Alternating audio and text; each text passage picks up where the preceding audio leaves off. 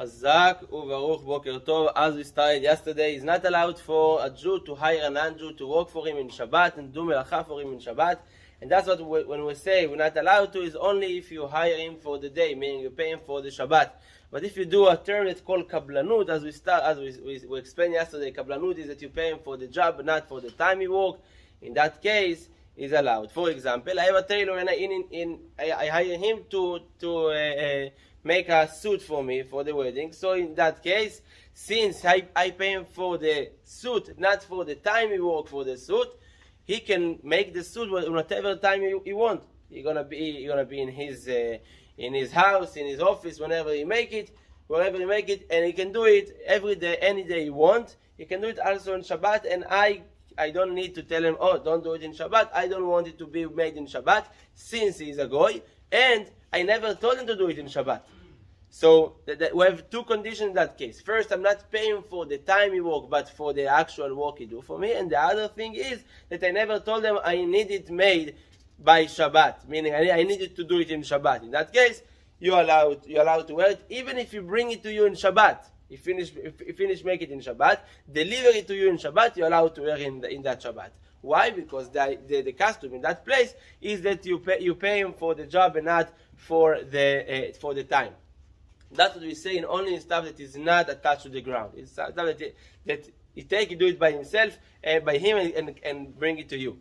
But what if it's in here? Let's say I need someone to do a work for me in the house in Shabbat, or around the house, or to build the house. In that case, it's not allowed because it's look like it's for the Jew. Only if that's the minhag of the place. Nowadays, the custom of many places is that you pay for those things not per day, not for the time, but for the job. You bring a construction worker, you bring a person to cut your grass. What about a waiter? If you bring a waiter for Shabbat? It's something else. We're going to speak about it's not something else because it's not do actual melacha for you. Here we speak something that you do something that's not allowed for you. To be a waiter, you also can be. Okay, as long as it's just to serve, it's not a melacha in Shabbat. We're going to speak about this to hire them, how you do it. In that case, we speak about melacha. Cut the grass. It's not allowed in Shabbat for us, right? So bring in a non-Jew to cut your grass in Shabbat. If you tell him come in Shabbat, not allowed. But if you tell him, listen, I need you to cut my grass once a week or once in 2 weeks, and he chose to come in Shabbat, you're allowed to let him do it. Why? Because you pay him not for his time to cut the grass, but just for the job to come, cut it and go. And you not tell him any time, so to come, especially in Shabbat, so he can do it whenever he wants. Sometimes it's going to be better for you to tell him not in Shabbat because it can remove from the sense of Shabbat. But if it's needed, it's not even maritime. Why? Maritime, it's when usually it's paid by the day. And so even if you pay him for the job, because of maritime, people might see and think that you pay him for the day. You hire him for the day.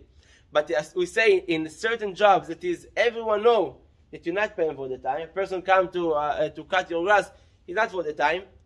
Everyone paid for the job. So no one going to think, oh, you hired them for the day.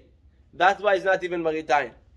Or you have a house you build, not in your place you live, but you have a house you build. Even if people know it's a house of a Jew, you can let the construction worker continue working Shabbat. And why? Because you pay them for the job they chose to come in Shabbat. It's called adata de nafshe avi. They do it on themselves. That's what they want. They want to finish it quicker. They do it now.